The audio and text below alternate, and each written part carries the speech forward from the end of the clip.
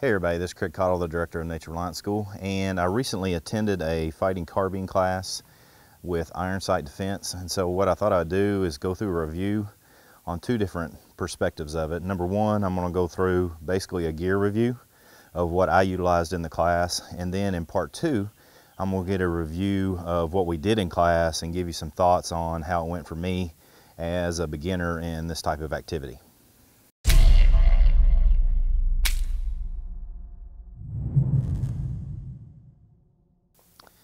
I grew up in a small town here in central Kentucky, and I grew up hunting and shooting and stuff of that nature, and my father did a fantastic job of teaching me basic marksmanship and safety with a firearm. So it is only in recent history that I developed an interest in tactical shooting, and so I've been seeking out instruction. When I say recent, in the last 12-13 years, I've sought out other instructors to try to increase my ability to properly and safely use a handgun for my self-defense, as well as use a rifle for self-defense. And so with that mindset, I went to train with Rodney Van Zant and some of the cadre instructors from Iron Sight Defense to work on fighting rifle. And it was basically a course where we utilized rifle and handgun. So what I'm going to do is I'm going to go through the gear that I utilized in that class. Now, I want to emphasize again that I said all that I just said so you can realize I'm a beginner. And so I'm going to tell you some of the things that worked for me, some of the things that didn't work for me. I've been talking to a lot of friends. I've done a lot of shooting, tactical shooting, with several different instructors at this point, and some formal training where I've paid a fair amount of money, and then others where I've just trained with people that are highly skilled that didn't charge me a thing. And so I'm going to give you some thoughts on what I have. If you have anything to add to or change, or anything you think, man, Craig, you're really off base on that, then just put them in the comments below. I'm not going to get butthurt over it at all. I would like to hear some people's comments so I can increase my skill set. So number one, I'm safe, and number two, I'm more judiciously accurate with my weapons and my gear. So appreciate your help. So for the class, what we are expected to have is 400 to 500 rounds of ammunition for the rifle, and 200 to 300 for a handgun. So my handgun of choice is a Glock 19. I've detailed that pretty clearly before, and I'll put a link below for that. I had just regular ball ammo for target practice in this particular class. For my rifle, I got Wolf steel ammo, and the steel ammo, I was shooting AK-47. I'll show you that in a minute. I had no trouble with it to speak of, really. I had one malfunction in that one of the rounds got hung in the chamber, and I had to basically stop what I was doing. Well, I utilized my handgun in the exercise we were working on, but I had to basically stop what I was doing, go back and extract it, clean the barrel once. I think that was more operator error in that case, because I've never had a malfunction in the AK. Secondly, I had an error where I jammed the mag into the rifle incorrectly and got hung up. Again, I engaged the targets with my handgun to finish the exercise, but I had a little trouble getting the mag back out. So those are both operator errors, not necessarily gear errors.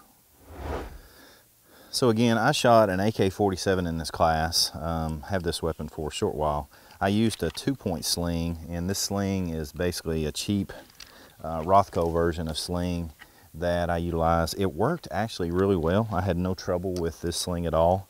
From my perspective, what I ended up doing was, just because classes from my experience are designed to learn how to use gear and see what works and what doesn't work, I ended up going with a 1-point sling, and I can't remember where I got this one at. It might be a 5.11. I don't really know what this is, so I hate to say. But I ended up using a 1-point sling towards the end of the class, and it worked a lot better. What little bit of experience I have, and again, if you have experience that's detailed that you don't mind sharing, put it in the comments below, because I don't pretend to be all-knowing on this type of stuff. If you're going to hold on to your rifle the whole time that you're in a class, or when you're operating and utilizing it, then 1-point sling is going to work really well.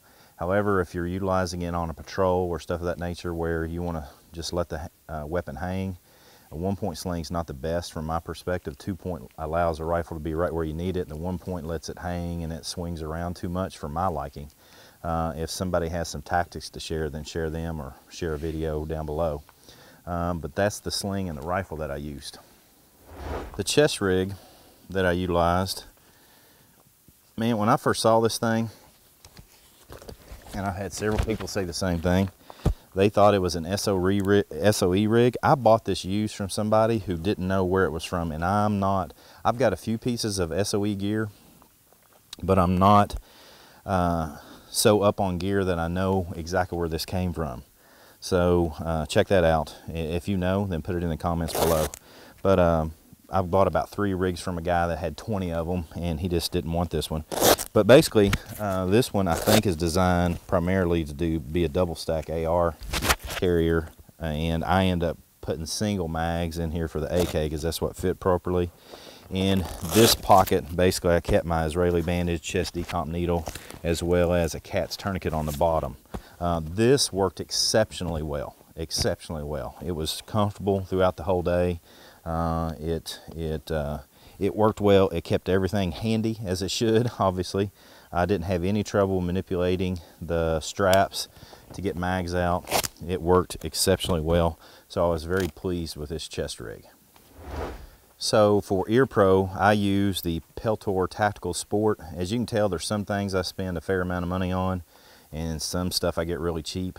These Peltor Tactical Sport are worth every penny, just to add some tactical flavor to it. I've got the headband wrap that I got from SOE, and I've got a Nature Reliance name tag on top. That has nothing to do functionally, it just adds some cool factor to it. No problem at all. We were in class for about 10 hours.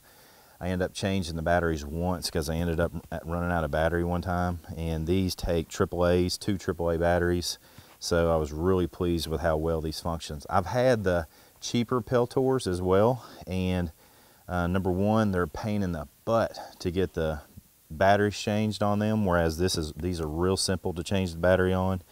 And so I highly recommend these Peltor Tactical Sports. All right, so I normally carry a Phobos holster that carries my extra mags for my pistol.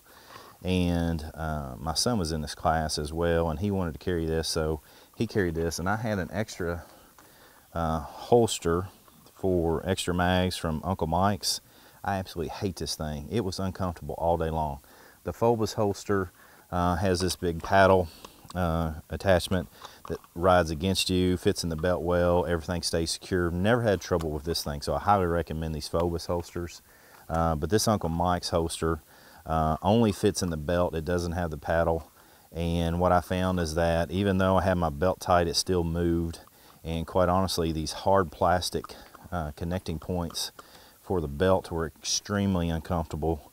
I mean, I had to, if there's one thing that was uncomfortable all day long, it was this little holster right here, so I don't recommend it at all. I had a pair of sunglasses on that are safety oriented, and I didn't have them with me for this video today. But typically what I use is just a pair of DeWalt safety glasses, because you can buy these incredibly cheap at home improvement stores and stuff of that nature, and sometimes you can get them free.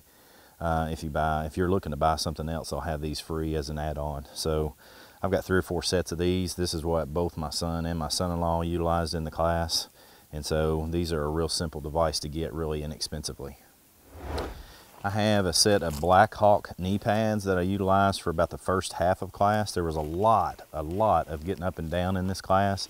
And again, I'll give a review of the things we did in class in another video, so check that out. But these, I've always found these, I use these a lot in tracking. I've always found these to be comfortable for a while, but after wearing them for an hour or so, they get really uncomfortable on the back of your leg, and I don't know how to combat that. So they're great to kneel down on and utilize. It's just if you wear them for an extended period of time, they start hurting the back of my legs, and so I would like to find another option for these.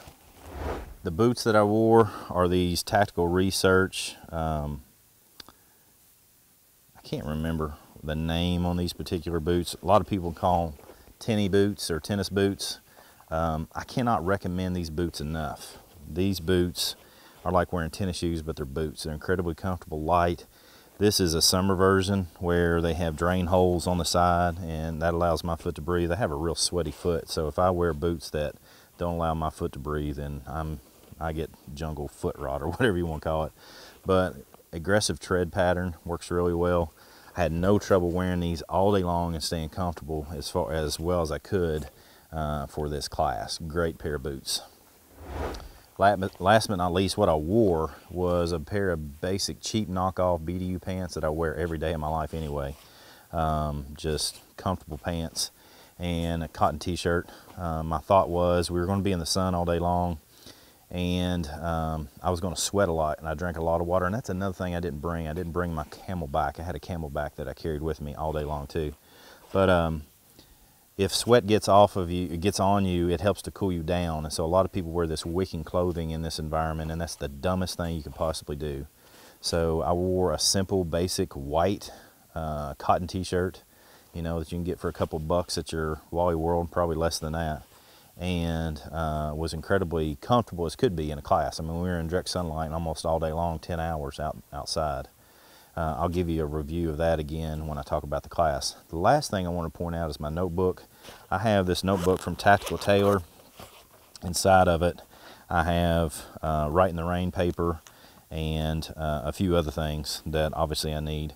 So I also have inside here the Write in the Rain plastic notebook cover that makes it a little bit stiffer, so it's not as pliable.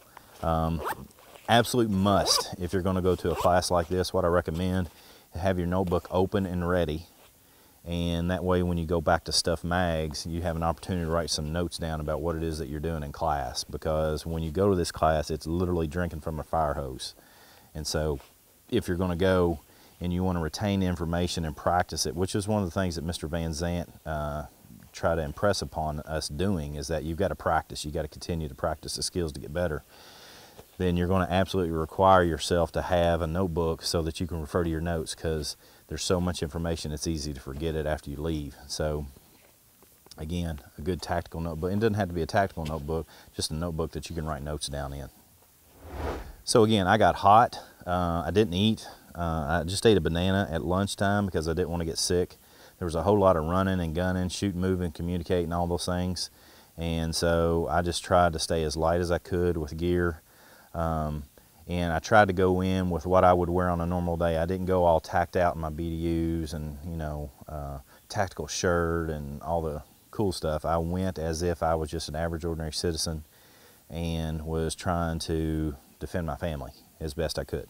And so I went with what I normally wear on a regular day. So, oh, that reminds me. So I carry the Glock 19, and I also utilize my inside the pants Galco leather holster. One of the guys that were in class, the instructor, said, "How long have you had that holster?" I think I've had it for about 13 years, and I've been utilizing it virtually every day for 13 years. And so highly recommend these Galco holsters. Can't say enough good things about them.